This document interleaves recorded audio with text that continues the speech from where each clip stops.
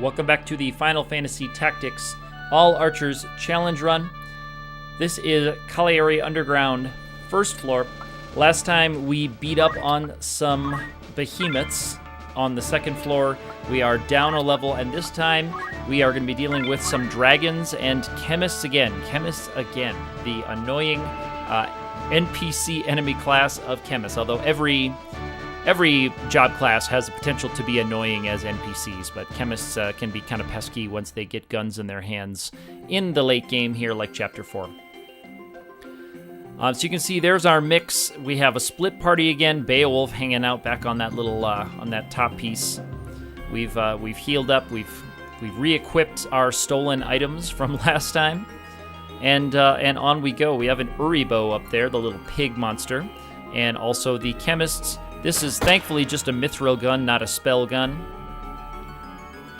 And Fordham, the other chemist, is going to line up a shot. He also just has a mithril gun, not a spell gun.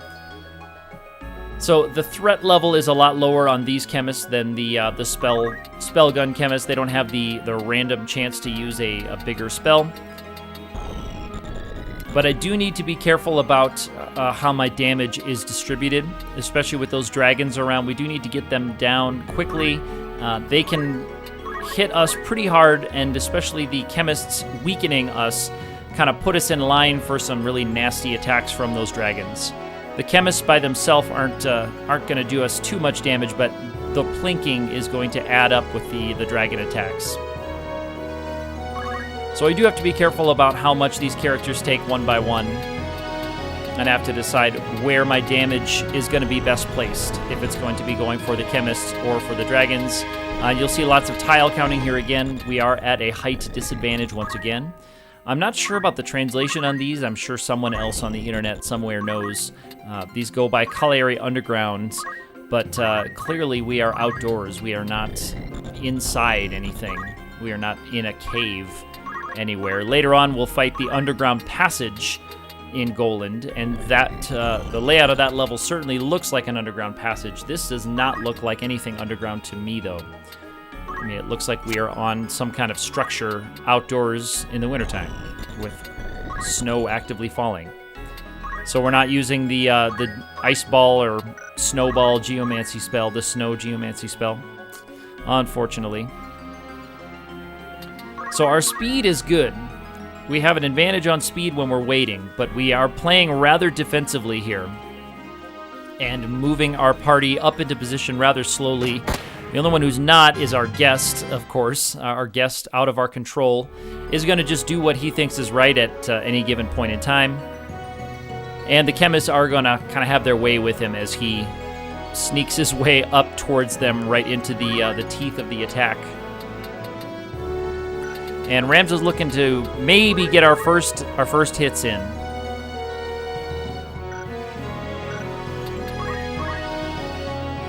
Checking out the equipment of the chemists, confirming that it is a mithril gun.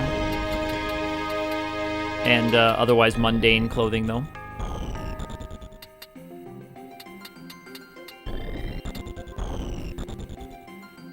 And Rams is counting tiles to see if he could hit both the dragon and the chemist.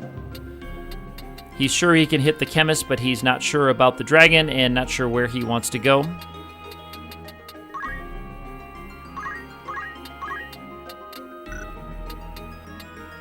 And he is going to go for a charge shot on the chemist, which he can, even though he has a tricky line of sight to the chemist, he can get the headshot. Sometimes it's difficult to tell if you really have line of sight when they have partial cover like that chemist appears to, and I'm not sure all the mechanics that go into that. You see a really, really annoying, I'm sure, amount of tile counting here, but this is a pretty tricky battle, and positioning is much more delicate than in some other battles. So you see tile counting and you see height checking as well. I'm trying to get a situational advantage on the high ground if I can, while keeping my characters more or less out of harm's way. Of course, they'll always be in range of the chemist gunshots, but I'm hoping to take them out as quickly as I can. or weaken them to force them to start healing themselves or healing their comrades rather than shooting.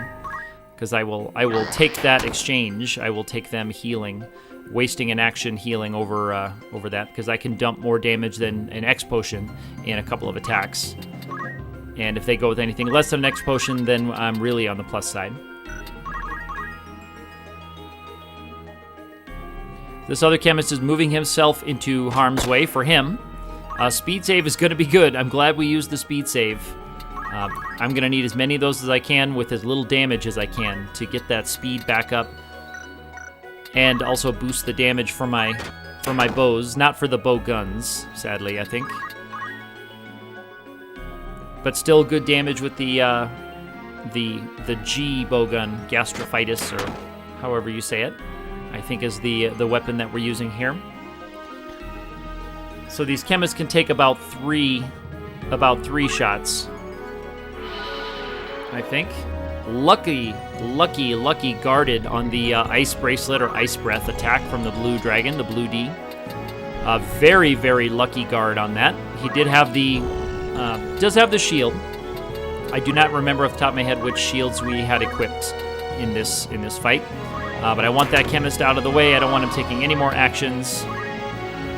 And now we need to start working on our more present threat.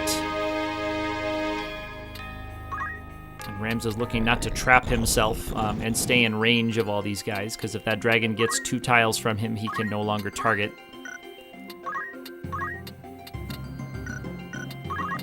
And so he can target that dragon, and he's going to go for just the regular attack, because they are a little faster. And Orlandu is looking to get himself into position. He'll take a hit here likely next turn, but exchanging good damage, and he has a shield as well.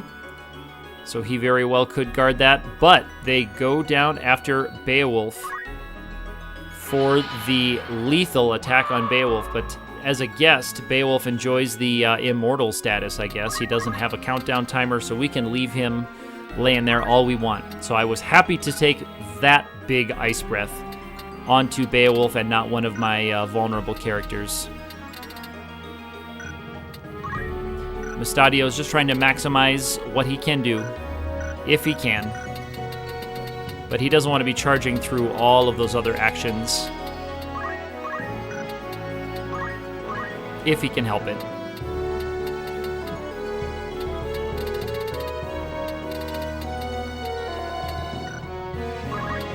So he is looking at the damage for charge +4. He does have decent damage for that. Good compatibility, decent compatibility, and good damage. Now, the bowgun will get this dragon on the line of sight, so he can be 2 tiles away and still make the hit. So the dragon can be in range to attack him, and we have lined ourselves up for a pretty bad breath attack here if that comes up next, because we've just got ourselves 2 in a row. There's another speed save, which will be really nice for us. The Uribo is not going to do very much. He doesn't have a lot he can do, and this dragon is going to go for that attack.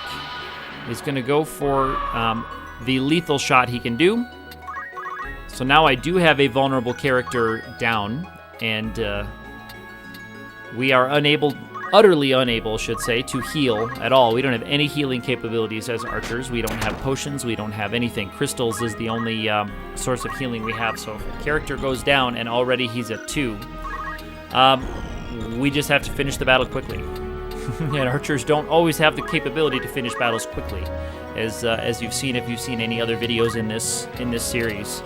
They don't have a good way to kind of amplify damage quickly outside of charging.